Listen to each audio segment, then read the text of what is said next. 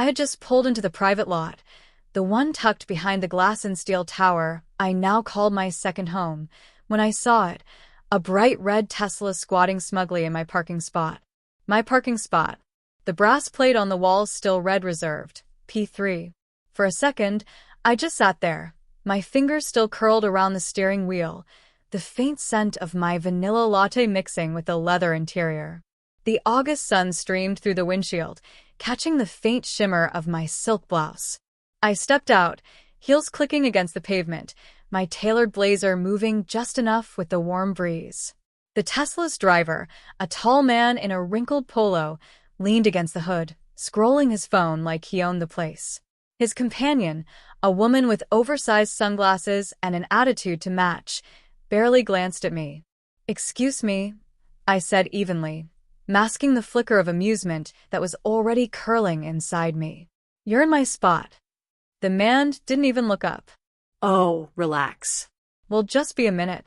You can park somewhere else." Somewhere else. I bit back a smile, already tasting the moment to come. They had no idea. No idea that my name wasn't just on the plaque by the lobby doors. It was etched into the building's ownership records, the ones they'd never thought to check. 5 years earlier, I didn't have a reserved parking spot. I didn't even have a car. Back then, my entire world fit inside 2 battered suitcases and the hollowed-out shell of my pride. I was 23, fresh out of college, and standing in my parents' kitchen in Dayton, Ohio, while my father told me, again, that my degree in urban design was a hobby, not a career. "You need something stable, Emily," he'd said, his voice carrying that heavy mix of disappointment and finality. "You can't just waltz into a city like Chicago or New York and expect the world to hand you success." I'd tried to explain. About the internship offer in New York. About the portfolio I'd been building since sophomore year. About the city landscapes I wanted to reshape. But my mother's silence spoke louder than his words. She just kept rinsing plates, the water running over her wedding ring, never looking at me. The final straw came when Dad slid a real estate brochure across the table for a condo he'd already arranged for me to manage in town. "You'll thank me later," he said. I didn't. I pushed the brochure back and stood. "You'll regret this, Emily," he said as I walked out with my suitcases. At the bus station, my grandmother was waiting. She'd always been the quiet rebel of the family, the one who'd run her own bookstore for 30 years despite my grandfather telling her it was too much work for a woman. She pressed a small silver keychain into my hand, a simple, worn rectangle engraved with the words "Open Doors." "It's not magic," she said with a knowing smile, "but it's a reminder. Every door you think is closed, you can find a way to open it." I kept that keychain on me as I boarded a midnight bus to New York. It was all I had, that and the stubborn, aching certainty that I would never again let someone else decide where I belonged. When the city skyline appeared through the bus window at dawn, my heart thudded with fear and something else, the first spark of the life I was about to build, one door at a time. New York didn't welcome me with open arms. It greeted me with the sour smell of the Port Authority bus terminal, the metallic taste of fear, and a bank account that barely scraped 4 digits. I rented a room in a 5th-floor walk-up in Queens, where the pipes clanged like an angry neighbor and the radiator hissed through the night. By day, I interned at a mid-sized architecture firm, unpaid. By night, I worked the closing shift at a small coffee shop on West 47th, learning to steam milk into hearts while my fingers ached from drafting blueprints. Some nights, I'd take the long way home, detouring past skyscrapers just to stand in the shadow of what I was chasing. My coat pockets always held that silver open doors keychain, my fingers curling around it like a talisman. It was during one of those coffee shop shifts that I met Marian Keller, a sharply dressed woman in her 50s who ordered a cappuccino with oat milk and spent 2 hours sketching designs in a leather-bound notebook. One slow night, she noticed my own sketches taped behind the counter, half hidden under shift schedules. "These yours?" she asked, arching an eyebrow. I nodded, suddenly self-conscious. "You've got an eye," she said. "Not just for buildings, for possibilities." That conversation turned into a mentorship. Marianne owned a boutique urban design consultancy and had a reputation for fighting city zoning boards and winning. She gave me my first paid project, redesigning a neglected public plaza in Brooklyn. It wasn't glamorous, but when the first benches were installed and the fountain switched back on, I stood there with tears in my eyes. I'd opened a door. Over the next 3 years, I juggled freelance work, small contracts, and the occasional all-nighter to meet deadlines. I learned to negotiate, to read contracts twice before signing, and to keep a poker face when someone underestimated me, which happened often. Being a young woman in a field dominated by men meant I had to prove myself twice over before anyone took me seriously. Slowly, my client list grew. The Brooklyn Plaza led to a corporate courtyard redesign, which led to a rooftop garden project in Manhattan. My design started appearing in trade magazines. My bank account stopped giving me panic attacks. But I kept my success quiet. My parents still thought I was finding my footing, and I let them. I posted only the occasional skyline photo on social media, never the boardroom shots or ribbon cuttings. My grandmother knew, of course. I sent her postcards from every finished project. Each one signed another door opened. By the time I was 28, Marianne and I co-founded a property development firm. Our first major acquisition was a sleek, glass-fronted office building in downtown Manhattan. We renovated it floor by floor, filling it with tenants who shared our vision for open, inspiring spaces. When the deal closed, the first thing I did was walk to the underground garage and have a small brass plate installed on the wall of a corner parking spot. Reserved, P3. It wasn't just a parking spot. It was proof. A door I'd opened and walked through, without anyone's permission. The man with the red Tesla was still leaning against the hood when I came back from parking in a visitor's spot. A deliberate choice, just to buy myself a few extra minutes. I could feel the weight of my key fob in my palm, its tiny open doors keychain catching the morning light. Inside the building, the lobby's polished marble floors reflected the towering brass directory, the one where my name, Emily Carter, was etched neatly under owner. I passed the front desk, greeted the receptionist with a smile, and pressed the elevator button. The Tesla couple followed, though they didn't seem to realize who I was. "Nice building," the woman commented as she stepped into the elevator with me, adjusting her sunglasses in the mirrored wall. "Thanks," I said, my voice calm, almost casual. They got off on the same floor.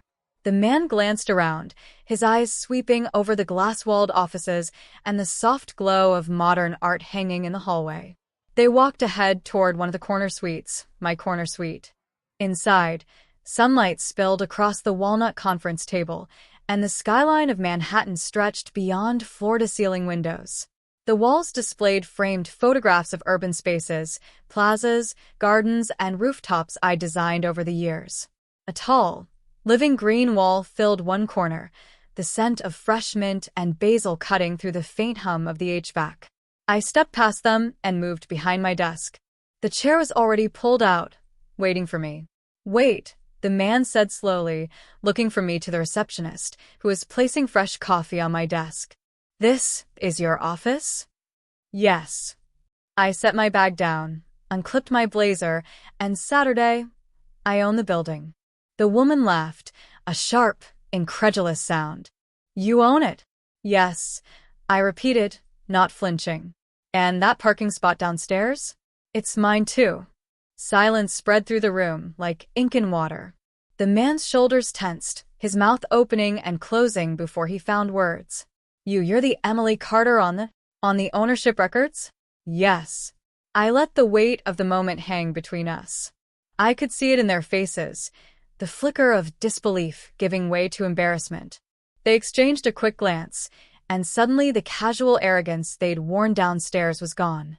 The man cleared his throat. "Look, we didn't mean." "I know you didn't," I said, cutting him off. "But that's the thing about doors. You never know what's on the other side until you walk through." I reached into my desk drawer and pulled out a small, slim folder. "You're here about the lease application for Suite 9B, correct?" The woman nodded, now visibly uncomfortable.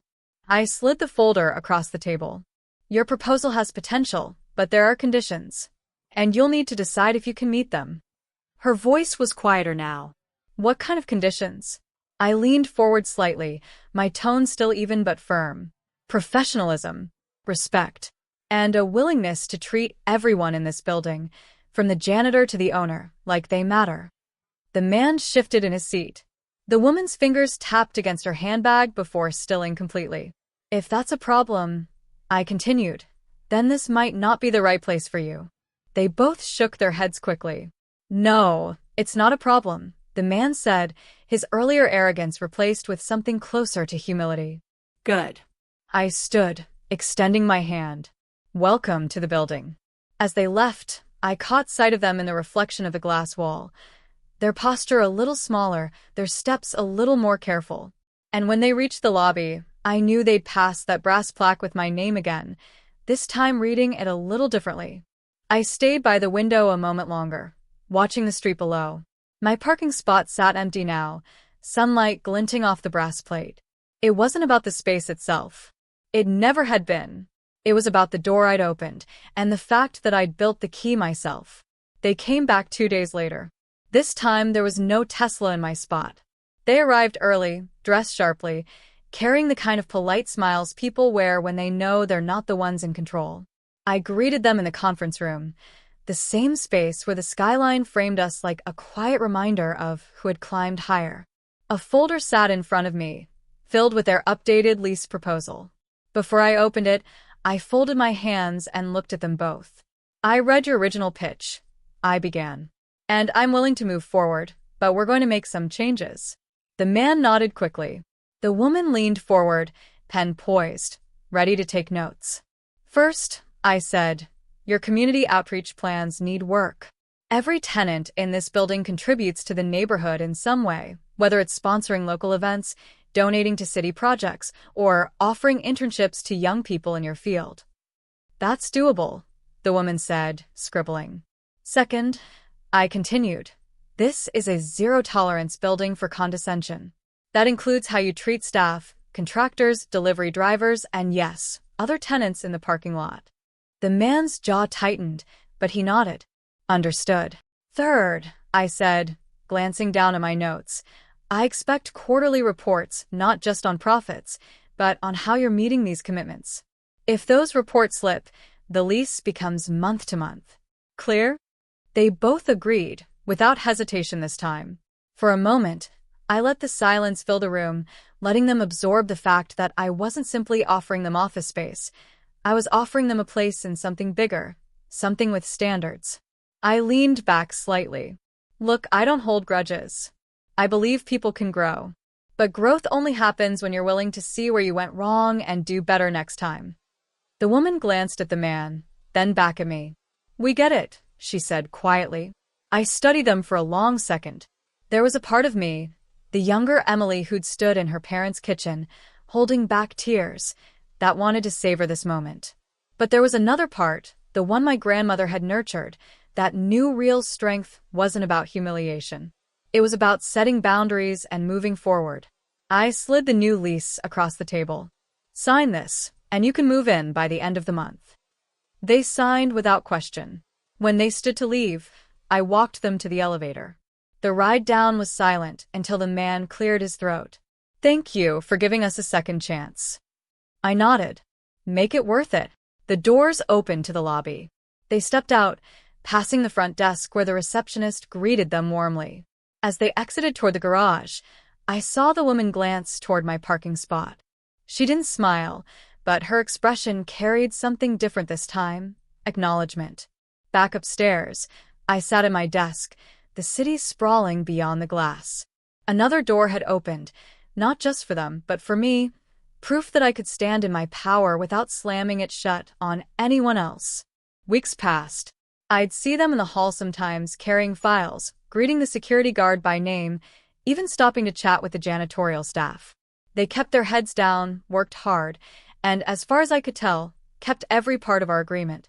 One afternoon, while I was reviewing blueprints for a rooftop garden project, a knock sounded at my office door.